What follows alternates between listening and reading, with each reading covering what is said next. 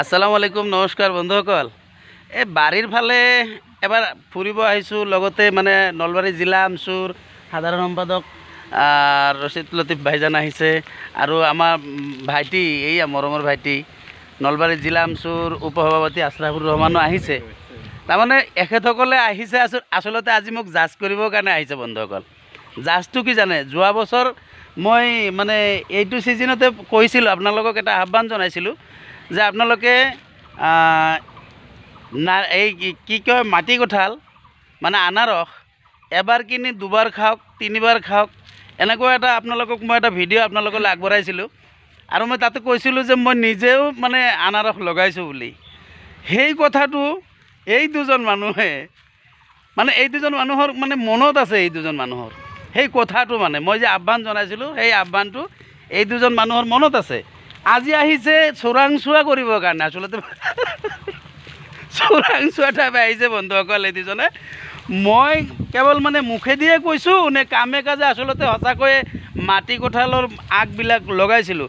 বন্ধু এইটো আমাৰ মানে কি কয় এই যে কাগজি নেমু এইটো লাগিছে, বহুত লাগিছে, সৰু গছ বহুত। এইবাৰ দ্বিতীয়বাৰ আহিছে, প্ৰথমবাৰ মাত্ৰ 3টা আহিছিলে। এই আমাৰ মানে আনাৰসৰ মই যিটো কৈছিলোঁ আনাৰস, চাওক বন্ধুসকল বহুত লাগিছে। এইখিনি যোৱাবাৰ আনি এইবিলাক লগাইছোঁ, এইবিলাক লগাইছোঁ, এয়া সঁচাই চাওক লগাইছোঁ, এই ভালেই লাগিছে। এতিয়া বন্ধুসকল মানে যি দুজন মানুহে মোৰ এই যে আনাৰস বা মাটি কঁঠালৰ সঁচাকৈ লগাইছোঁ না নাই চোৰাংচোৱা কৰিব যে আহা বুলি কৈছোঁ, এই ভাইটিৰ লগত অলপ কথা পাতোঁ। নলবাৰী জিলা আমচুৰ উপসভাপতি আছৰাফুৰ ৰহমান, চোৰাংচোৱা কৰিব আহি মানে ৰিজাল্টটো কি পালে? ৰিজাল্টটো সঁচা পালোঁ। আপুনি যিটো কথা কৈছিলে বোলে আনাৰস এবাৰ কিনি 3বাৰ খাওক, 2বাৰ খাওক, এই বস্তুটো মই চজক কৰি দেখিলোঁ। এতিয়া আপুনি আগত ৰোৱাখিনি মই দেখিলোঁ, এইখিনিত লাগিছে আৰু যিখিনি আপুনি নতুনকৈ ৰুইছে সেইখিনি লগা নাই। সেইখিনি সম্ভৱতঃ আপুনি নতুনকৈ লগাইছে, যাৰ বাবে লগা নাই। হয়, সেইখিনি নতুনকৈ মানে যোৱা বছৰৰ শেষৰ পিনে লগাইছিলোঁ আৰু সেইফালে যোৱা বছৰৰ আগৰ পিনে লগাইছিলোঁ, সেইফালেও লাগিছে কৰ্ণাৰটোৰ ফালে, আপুনি চাওক সেইফালে। হয়, চাইছোঁ মই। হয়, এই পুৰণাখিনিত আনাৰস লাগিছে, ভালেখিনি আনাৰস লাগিছে। হয়, আৰু নতুনখিনিত তেওঁ যিটো কথা কৈছিলে সেই কথাৰ লগত হেৰি ৰাখি তেওঁ যিটো আপোনালোকক বা আমাক জনাইছিলে বোলে আনাৰস এবাৰ কিনি 2-3বাৰকৈ খাব পাৰিব, তেনেকুৱা এটা বস্তু দেখা পালোঁ মই। এই আগৰখিনি খালে এবাৰো লাগিছে আৰু ইয়াৰ পৰা নতুনকৈ তেওঁ মানে নতুনকৈ আৰু ৰুইছে, সেইখিনিও সম্ভৱতঃ অহা বছৰ লাগি যাব। গতিকে তেওঁ কোৱা কথাখিনি সম্পূৰ্ণভাৱে সত্য। আমি যি দেখা পালোঁ চৰজমিন তদন্ত কৰি সঁচা বুলি দেখা পালোঁ। আমি কিন্তু বেপাৰী হওঁ, আমি বিক্ৰী কৰিব না বেপাৰী হিচাপত নহয়। জেনেৰেল ছেক্ৰেটাৰী সাহেব নলবাৰী জিলাৰ মানে নলবাৰী জিলা আমচুৰ সাধাৰণ সম্পাদক এই ৰচিদ লতিফ ডাঙৰীয়া মোৰ লগত আছে। তেখেতেও আচলতে মোৰ সম্পৰ্কত মানে এখেত ভাইটিও নহয়, ভাইও নহয়, আচলতে এখেত বনি যোৱাই সম্পৰ্কত। যিয়ে হওক এখেতেও কিন্তু চোৰাংচোৱা কৰিবই আহিছে। মানে মই ভিডিঅ'বিলাকত আচলতে সঁচা কওঁ নে মিছা কওঁ সেইটো টেষ্ট কৰিব আহিছে। চাই এই কথাটো আহি কেনে আপুনি কি পালে? সেইকাৰণে পালোঁ, কিন্তু খাব মন গৈছিল, কিন্তু নাই ডাঙৰ হোৱা নাই। এতিয়া আনাৰস পকিলে আপোনালোকৰ দুজনৰ লগতে যিসকল বন্ধুৱে মোৰ ভিডিঅ'টো চাই আছে, যিসকলে আনাৰস এতিয়া আপোনালোকে চালে কি পৰ্যায় পাইছে ন, এই পৰ্যায় পাইছে আপোনালোকে চালে কেতিয়া পকিব। পকাৰ সময়তো মই আপোনালোকক এটা ভিডিঅ' আপোনালোকলৈ আগবঢ়াম।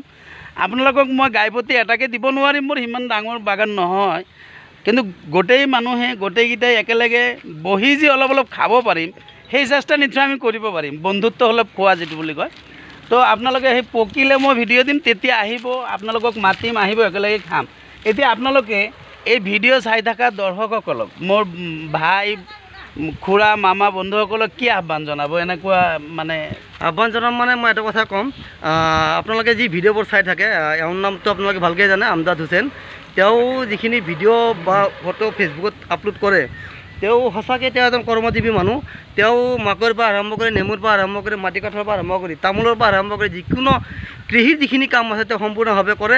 আৰু তেওঁ চৰকাৰৰ সংস্থাপন নিবিচাৰি তেওঁ কৃষি কৰ্মত নিয়োজিত হৈছে আৰু কৃষি কৰ্মৰ দ্বাৰা তেওঁ স্বাৱলম্বী হোৱাৰ কাৰণে দিয়াৰ চেষ্টা কৰিছে।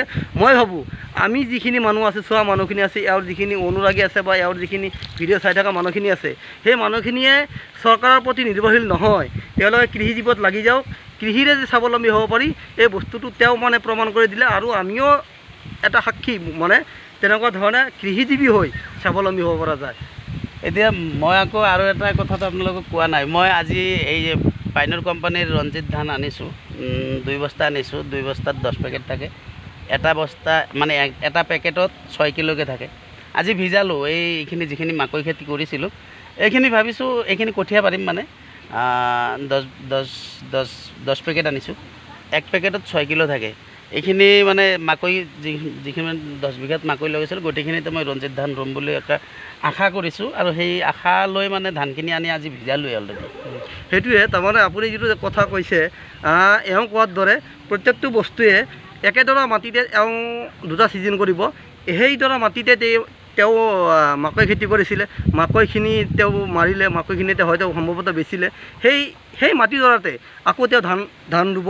সেই মাটিডৰাতে এটা ছিজনত তেওঁ 2টা মানে শস্য তেওঁ চপাব। এইবাৰ বহুত ভাল লাগিল। মানে কি মানুহে যে একেডৰা মাটিত এবাৰ খেতি কৰাৰ পিছত যে নেক্সট টাইম অন্য খেতি কৰিবলৈ এটা চান্স নাপায় বা সেই বুদ্ধিখিনি বিচাৰি নাপায়, তেওঁ কিন্তু সেই বুদ্ধিখিনি বিচাৰি পাইছে আৰু একেডৰা মাটিতে 2টা ছিজন তেওঁ কৰিলে।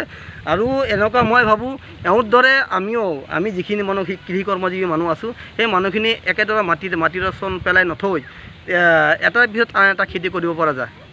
এতিয়া বন্ধুসকল গম পালে, মেইনলি হ'ল যে আমি শিক্ষিত মানেই চাকৰি বা শিক্ষা অৰ্জন কৰিছোঁ মানে যে আমি চাকৰি পিছে পিছে দৌৰি থাকি কেৱল চাকৰি ৰাজনৈতিক মানে নেতাসকলৰ পিছে পিছে আমি ডলাৰ বগৰীৰ নিচিনা হৈ মানে ঘূৰি নাথাকি শিক্ষিত মানুহো ভাল বৈজ্ঞানিক পদ্ধতিৰে আমি খেতি বাতি কৰিব লাগে। আহক আমি সকলোৱে কথাৰ ফুলজাৰি এৰি কামে কাজে লাগি খেতি আৰু আমাৰ খেতি, আমাৰ মাটি, আমাৰ বজাৰ এই শ্লোগান বাস্তৱায়িত কৰিবৰ কাৰণে আমি আগৰণুৱাৰ ভূমিকা পালন কৰোঁ। নমস্কাৰ, খুদা হাফিজ, আল্লাহ হাফিজ, আসসালামু আলাইকুম।